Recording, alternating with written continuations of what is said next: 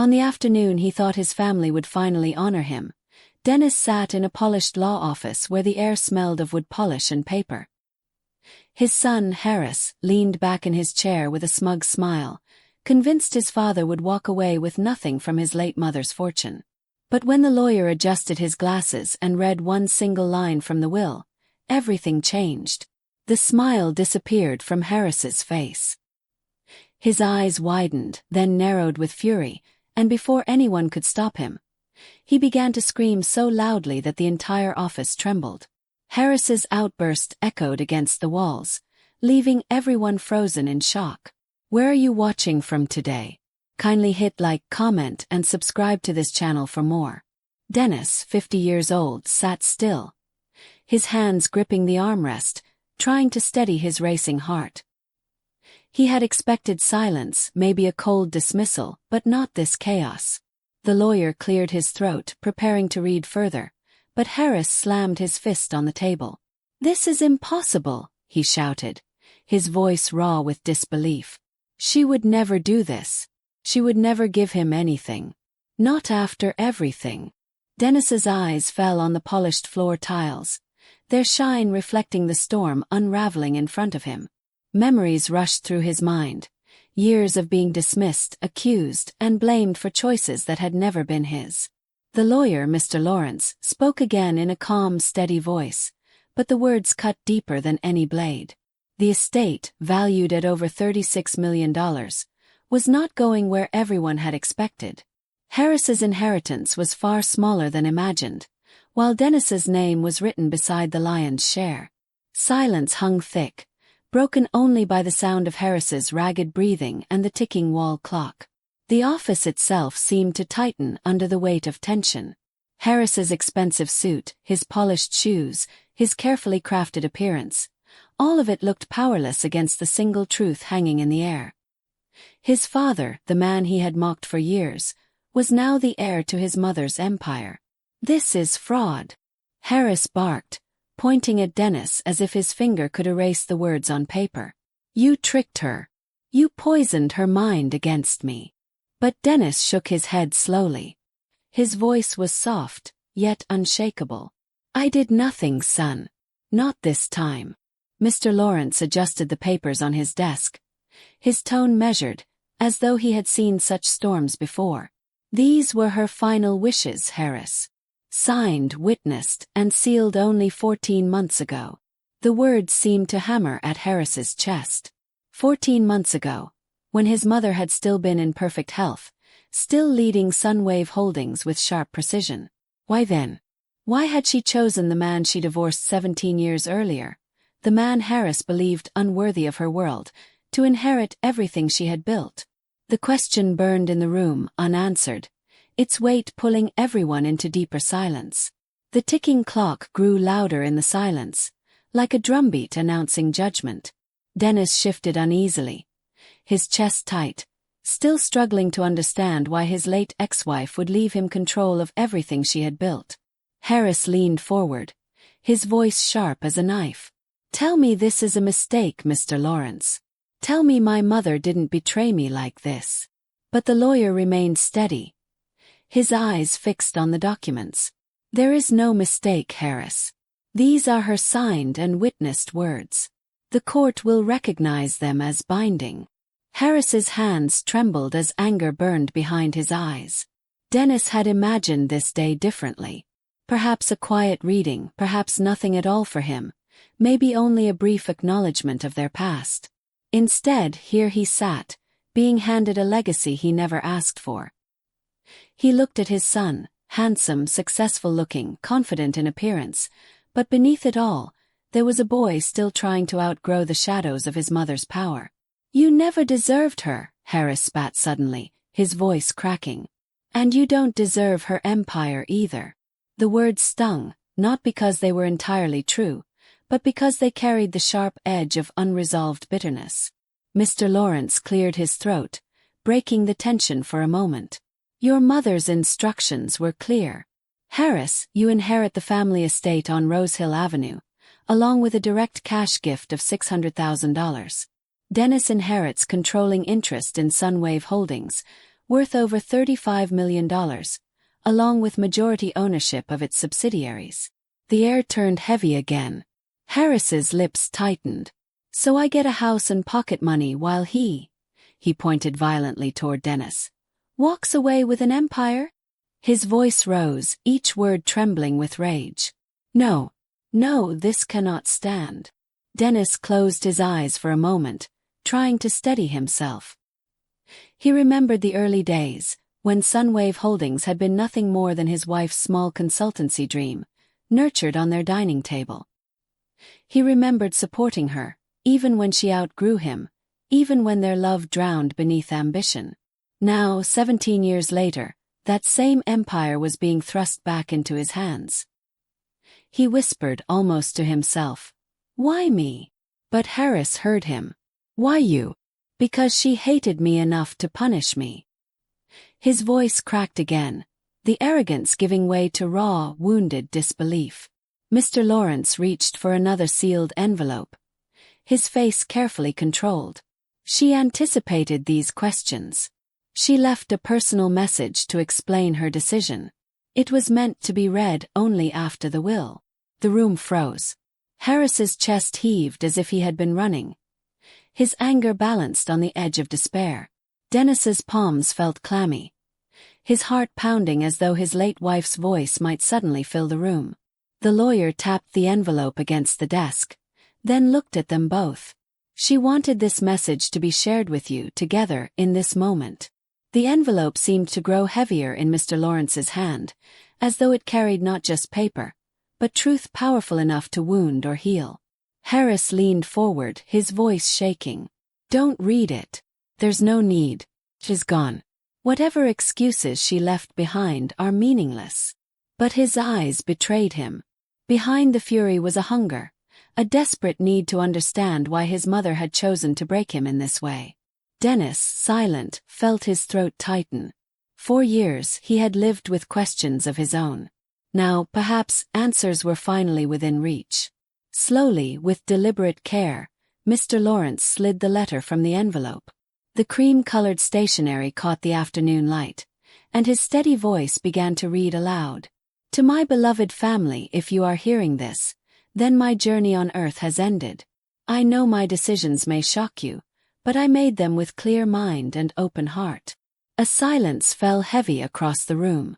Harris's jaw clenched as his fingers dug into the armrest. Dennis bowed his head slightly, as though bracing himself for a storm too powerful to avoid. "From beyond this life. But my decision is not punishment. It is protection. You have lived under my shadow for too long, enjoying privilege without ever bearing the true burden of responsibility." Harris's eyes went wide, his face draining of color. "No, she wouldn't write that. She wouldn't." His voice broke, trembling between denial and rage. Dennis raised his eyes slightly, watching his son struggle, torn between disbelief and painful recognition. "Dennis," the letter read, "you may not believe this, but I never stopped loving you.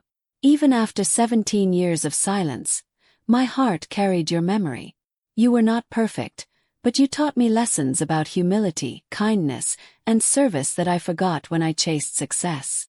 Tears welled in Dennis's eyes. He turned his face slightly, ashamed to let them fall, but unable to hold them back. Across from him, Harris looked stricken, as though each word was both a betrayal and a reminder of something he could not compete with: love. The letter pressed on. "Harris, I gave you enough to live comfortably, to find your own path without being crushed by the weight of unearned wealth. You must learn what it means to build, to sacrifice, to truly stand on your own. This is my final gift to you, even if you cannot see it now." Harris made a low sound, half a growl, half a sob. His hand slammed the desk so hard that Mr. Lawrence's pen rolled to the floor. "She hated me," Harris whispered. "She hated me all along." But no one corrected him. The lawyer's calm voice filled the room again. "She wanted you to know, Harris, that this was not rejection but trust. She believed you were capable of finding your own way, free from her empire. And she wanted Dennis to safeguard what she built, not for himself, but for the people whose lives depend on Sunwave Holdings." Dennis inhaled sharply, overwhelmed by the enormity of the task.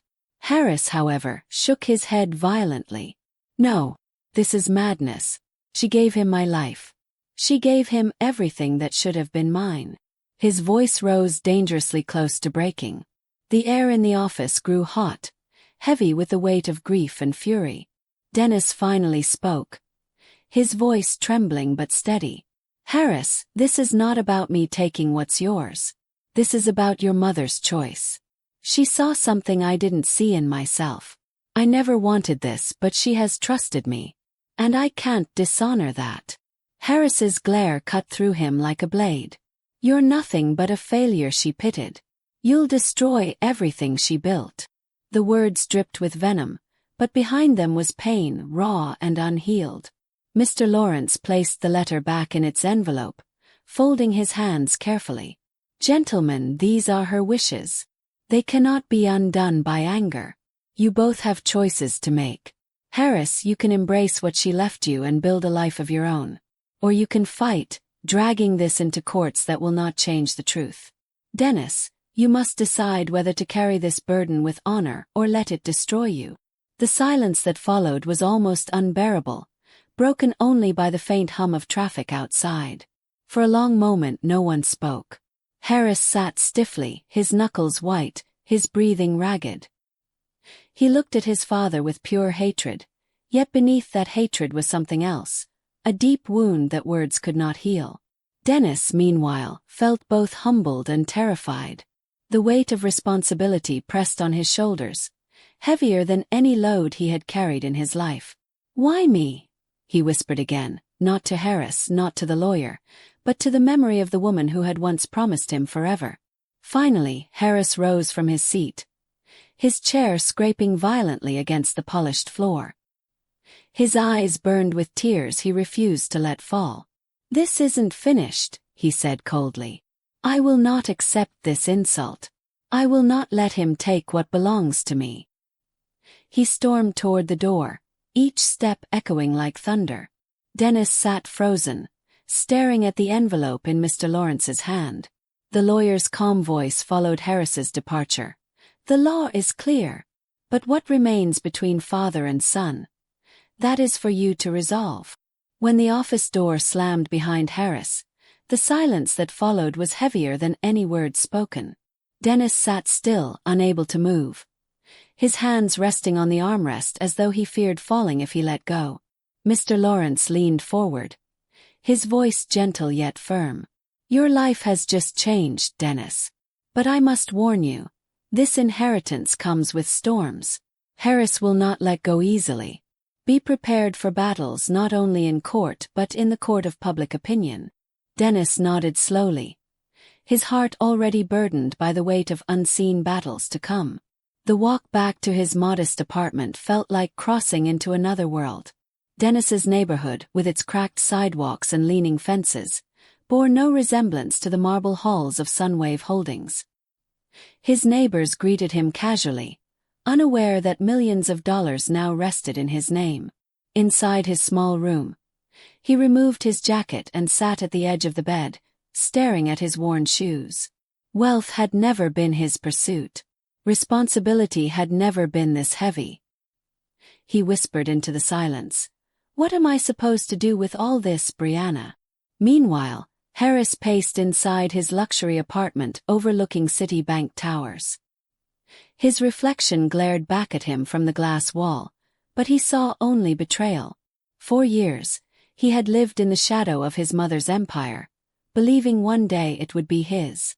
Now it had slipped through his fingers, handed to a man he despised. No, he muttered. This isn't over. He grabbed his phone, dialing a familiar number. Prepare the papers. We're contesting the will.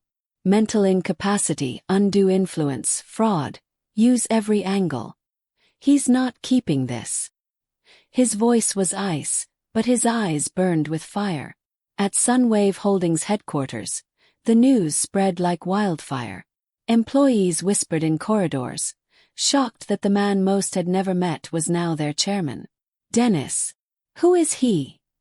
One junior manager asked. The ex-husband, another replied with a raised brow. 17 years out of her life, and now suddenly the owner of everything. Speculation swirled. Some believed it was a mistake, others thought it was poetic justice. A few wondered aloud if this quiet man had the strength to lead. The empire stood balanced on whispers, waiting to see if Dennis would rise, or crumble under pressure. The following week, Dennis was summoned to a board meeting. The conference hall was vast, lined with long glass windows and a polished table that seemed to stretch endlessly.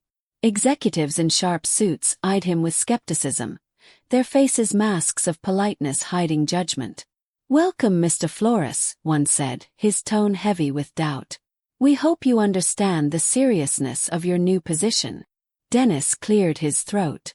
"I don't pretend to know your world, but I know what honesty, hard work, and service mean. If those values can't lead this company, then nothing can." His words hung like a challenge. That night, Dennis returned home drained.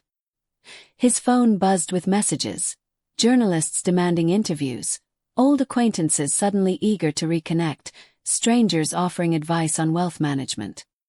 He ignored them all, his heart restless. On his small kitchen table lay the letter from his late wife. He unfolded it again, his eyes scanning the words she had written with such clarity. "Use wealth as a tool for good, not a weapon for superiority." He closed his eyes, hearing her voice in his heart. He whispered, "Maybe this is my second chance. Not to win wealth, but to win back dignity." In another part of town, Harris was already moving his pieces. He met with lawyers in sleek offices, their shelves filled with heavy law books. "We'll challenge competency," one advised. "We'll demand her medical records, testimony from doctors, anything to raise doubt." Another leaned forward. "Even if the case is airtight, we can drag it for years. The longer it stretches, the more pressure he'll face." Harris smirked bitterly. "Good. Let him suffer under the weight. Let the world see he doesn't belong in her empire. By the time we're finished, he'll wish he'd never walked into that office." But beyond the legal battles, a deeper storm brewed. The community buzzed with gossip. In Unity Hospital's waiting area, two women spoke in hushed tones. "Can you imagine? 17 years divorced, yet she left him everything." The other shook her head. Maybe she saw something in him no one else did. Maybe love never really dies. At Citibank's cafe, businessmen debated. She was brilliant, but perhaps she knew her son wasn't ready. Or perhaps the old man manipulated her. Every corner carried a version of the story, twisting reality into tales that burned hotter than truth. Dennis felt the weight of these whispers when he visited the local market.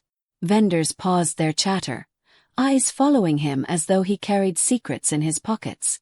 Some greeted him warmly, hopeful he might share his sudden fortune with the community. Others looked at him with suspicion, as though wealth had turned him into someone foreign. He bought bread and vegetables quietly, but the air felt different, heavier. "You can't hide forever," an old friend told him gently. "Wealth is like fire, it warms some and burns others. Be careful, Dennis." The words echoed in his chest long after. That evening, a letter arrived at Dennis's doorstep, its seal heavy with legal authority. He opened it with trembling hands. Inside was Harris's formal petition, a full-scale challenge to the will. Lines of legal jargon swirled across the paper, accusing him of manipulation, undue influence, and fraud. Dennis sank into his chair, the paper shaking in his hands. "He won't stop," he whispered. The weight of his son's hatred pressed harder than the millions in his account. The inheritance had brought not peace, but war. And now, the true battle for legacy, truth, and love had only just begun. The court summons arrived quickly. Dennis found himself walking into the grand marble hall of the Supreme Court of Cora City, his modest suit looking out of place among the polished lawyers and flashing cameras. Reporters swarmed outside, shouting questions. "Dennis, did you manipulate her? Did Brianna sign the will under pressure?" He kept his head down, whispering only, "I have nothing to hide." Inside, the courtroom buzzed with anticipation. Harris sat on the other side, sharp in a tailored suit, his confidence restored. To him, this was no longer about inheritance. It was about destroying the man he called unworthy. The judge, a stern woman with silver glasses, struck her gavel. "We are here to determine the validity of the will of Brianna Flores." Mr. Lawrence stood calmly, presenting the documents.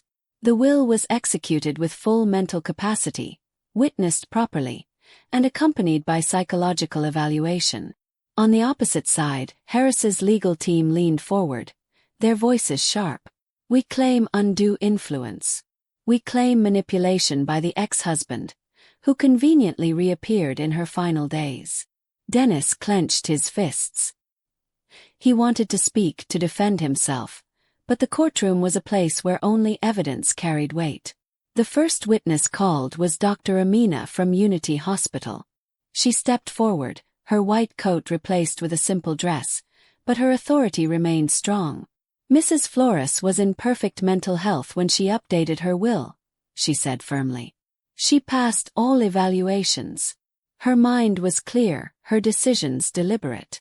Harris's lawyer leaned in.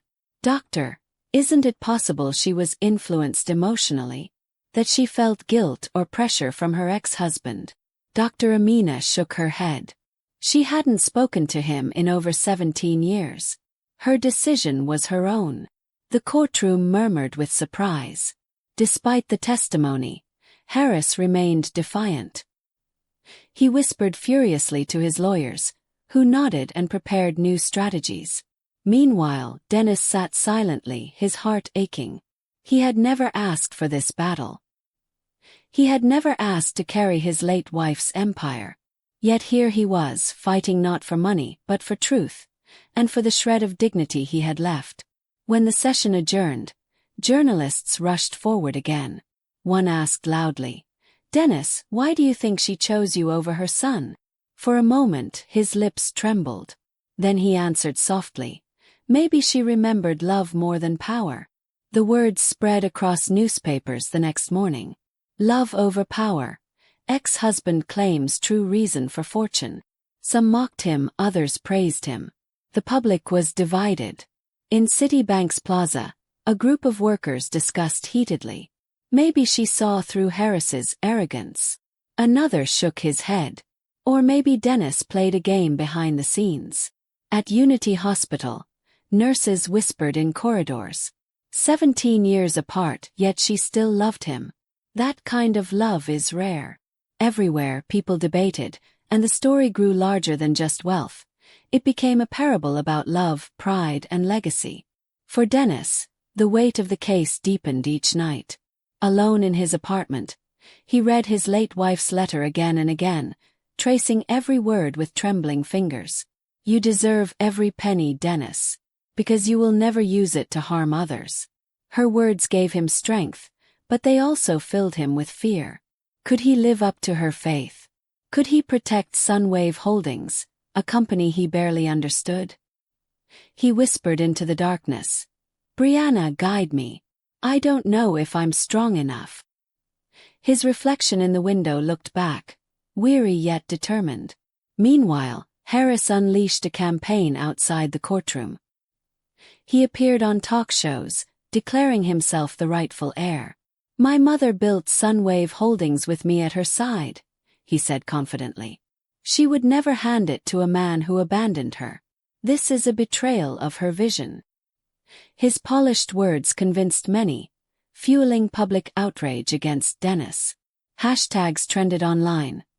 Hashtag Justice for Harris. Hashtag Save Sunwave. Crowds gathered outside the company's gates, chanting his name. Executives began to waver, wondering if loyalty to Dennis would destroy the company's reputation before it even began. Inside the company, tension boiled. Some directors whispered of forcing Dennis to step aside, while others insisted they honor the will. At one stormy board meeting, a director slammed his fist on the table. "We cannot risk losing investors. Harris has the public's sympathy." Dennis has nothing but a letter. Another countered. And yet that letter carries more power than all his speeches. It carries her truth. The debate raged, but eyes kept turning to Dennis, who sat silently at the head of the table. He didn't speak, but his silence carried a strength they did not expect. The second court session arrived with even greater anticipation. This time, the courtroom overflowed with spectators, reporters, and community members. Harris's lawyers introduced new accusations, claims of hidden meetings, unproven rumors of manipulation. Mr. Lawrence countered with evidence: bank records, call logs, testimony from close colleagues. Slowly, piece by piece, the case against Dennis began to crumble. Still, Harris stood tall, his voice thundering with emotion. He doesn't deserve this empire. He never believed in it. He never believed in her. His words echoed, striking chords in hearts already divided between sympathy and suspicion. When it was Dennis's turn to speak, the courtroom hushed. He rose slowly, his suit simple, his voice steady. I did not come here to steal. I did not come here to win. I came here because her words demanded it. I never asked for her fortune. But I cannot refuse her last wish.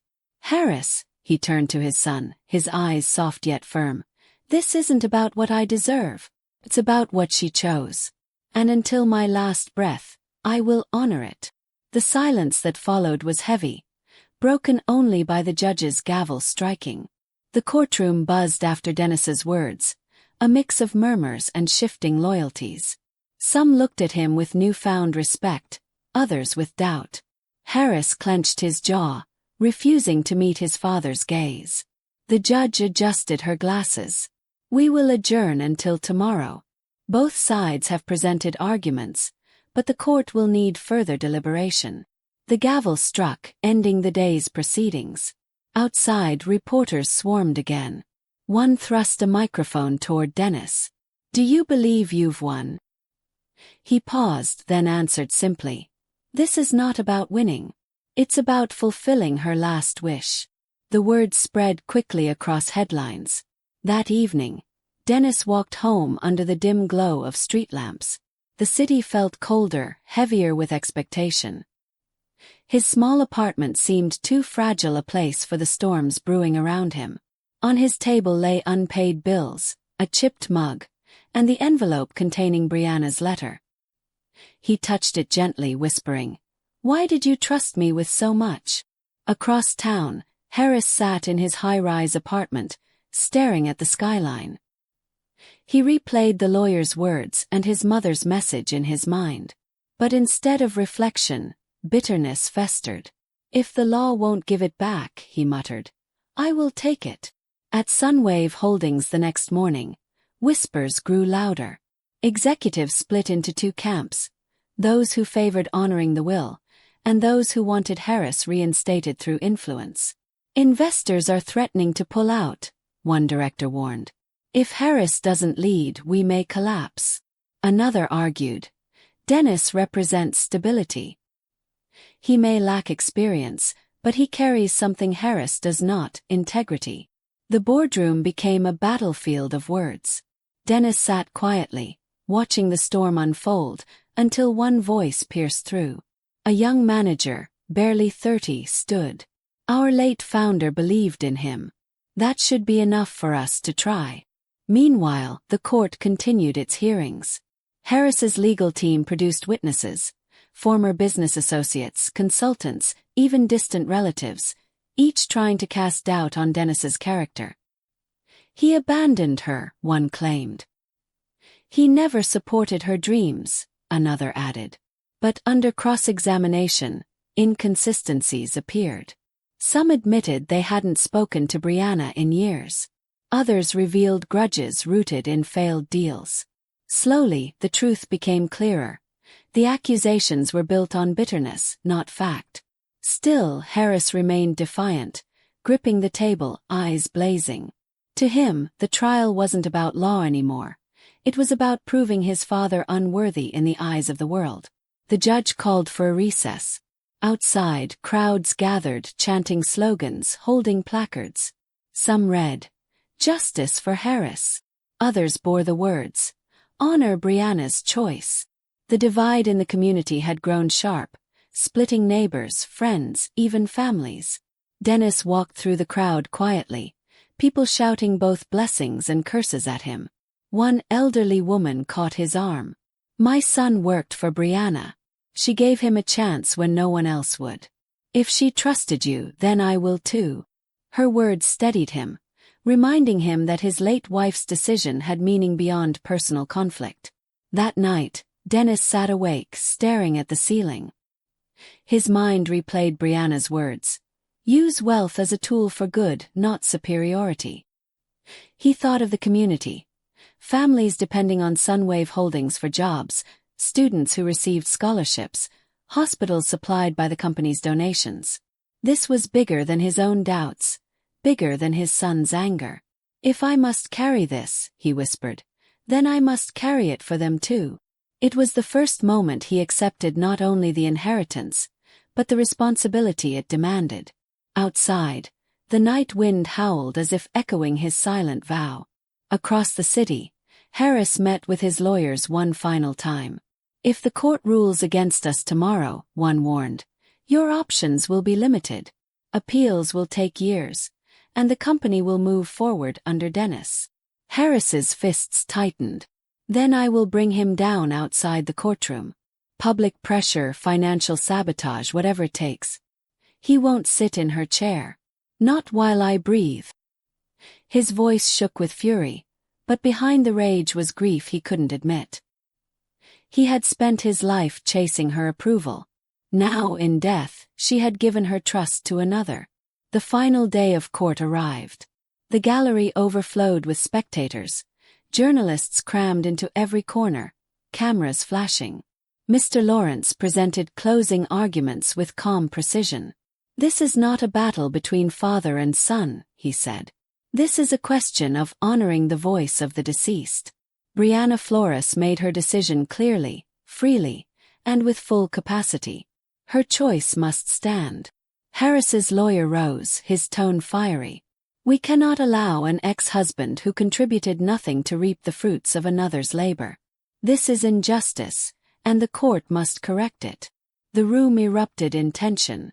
The judge's gavel struck, silencing the noise. Her voice rang firm and deliberate. "After reviewing the evidence, the testimony, and the legal validity of this will, the court finds no grounds to contest. The will of Brianna Flores shall be honored in full." A wave of gasps swept the room. Harris's face turned white, then red, his fists slamming the table. Dennis bowed his head, tears filling his eyes. He had not fought for money, but for truth, and truth had prevailed. The gavel struck once more. "Case closed." The words echoed like a final seal on destiny. Outside the court, the world erupted. Reporters shouted questions, supporters cheered, critics booed. Harris stormed past the crowd, his face twisted with rage and humiliation. "This isn't over," he roared, vanishing into the sea of cameras. Dennis stepped out quietly, blinking against the sunlight. For the first time, he felt its warmth not as a burden, but as a blessing. The community would still doubt him, Harris would still resist, but the law had spoken, and Brianna's voice had been honored. Clutching the envelope against his chest, he whispered, "I will not fail you, Brianna. I will not fail." The days that followed were heavy with responsibility. Dennis walked into Sunwave Holdings not as an outsider, but as its new leader. The staff, once skeptical, now watched him with cautious hope.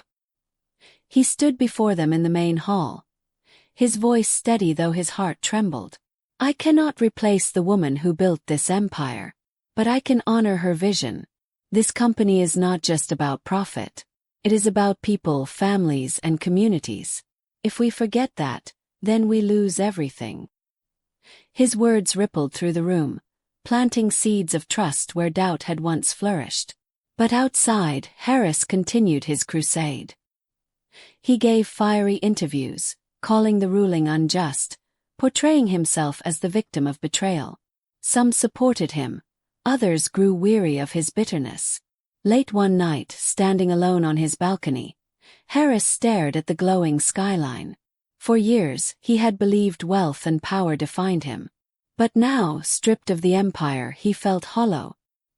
His reflection stared back at him from the glass, successful in appearance but empty within. His mother's words echoed in his mind. You must learn to build, to sacrifice, to stand on your own.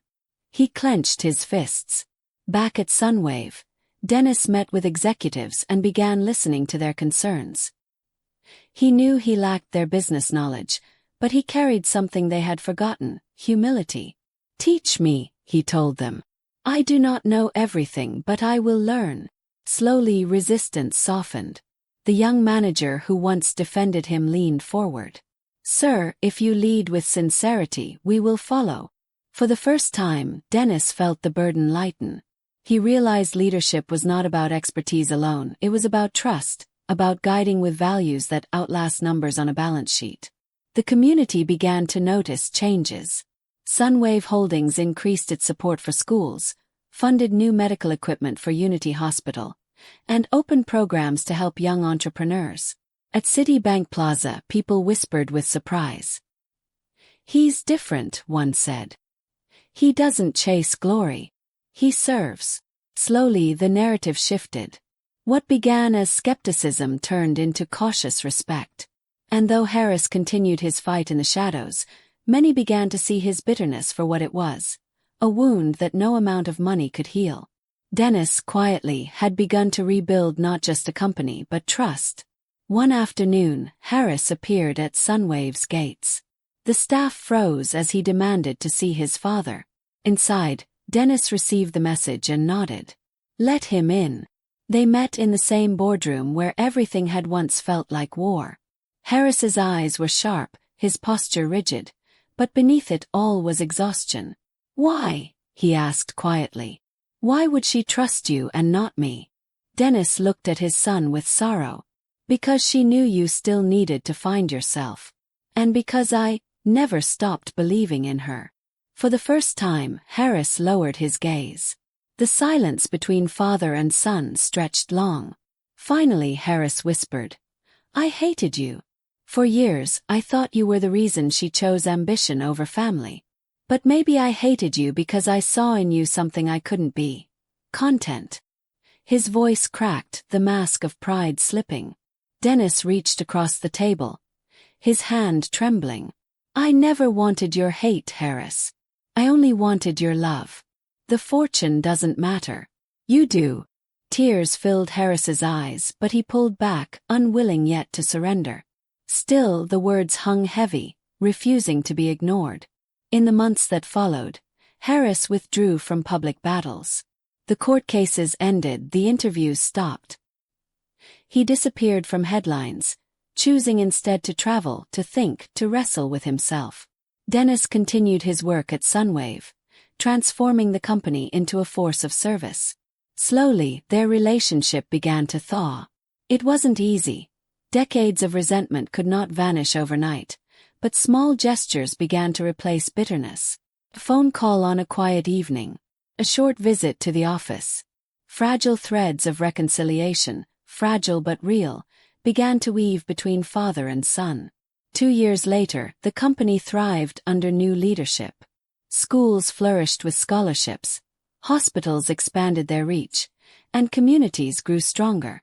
At a town celebration, Dennis stood before a crowd. He no longer looked like the weary man who once doubted himself. He spoke with quiet confidence. Wealth is not power. Wealth is responsibility. My late wife taught me that even in death. And I have learned that love for family, love for people, outlasts ambition.